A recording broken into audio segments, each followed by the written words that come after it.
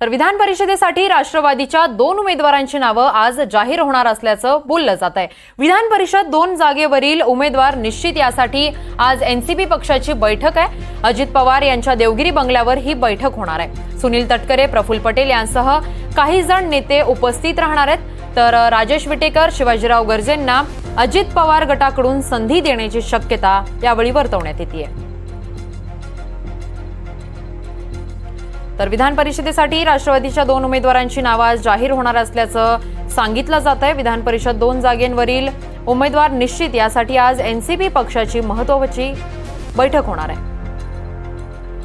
या संदर्भात अधिकची माहिती देण्यासाठी आमचे प्रतिनिधी सागर कुलकर्णी आपल्या सोबत आहेत। सागर, आज विधान परिषदेसाठी राष्ट्रवादीच्या 2 उमेदवारांची नावं घोषित केली जाऊ शकतात, काय अपडेट आहे?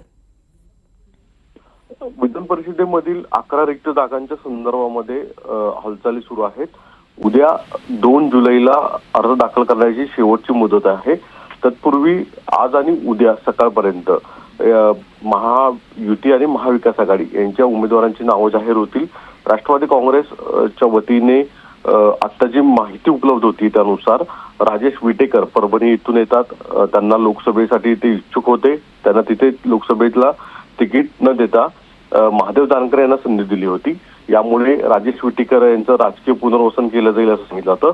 दुसरीकडे पक्ष कार्यालयाचं राष्ट्रवादीचे महत्त्वाचे काम पाहणारे शिवाजी गर्जे यांना देखील विधान परिषदेची जागा फिक्स झाल्याची माहिती उपलब्ध होते। यामुळे 2 जागा राष्ट्रवादीची लढवती आहे, त्यांची जवळपास नावं या 2 उमेदवारांची निश्चित झाली आहेत। आज रात्रीपर्यंत ही नावं अधिकृतरित्या जाहीर होतील अशी माहिती उपलब्ध होती। अगदीच सागर, तुम्ही आमच्या सोबत असेच जोडलेले राहा।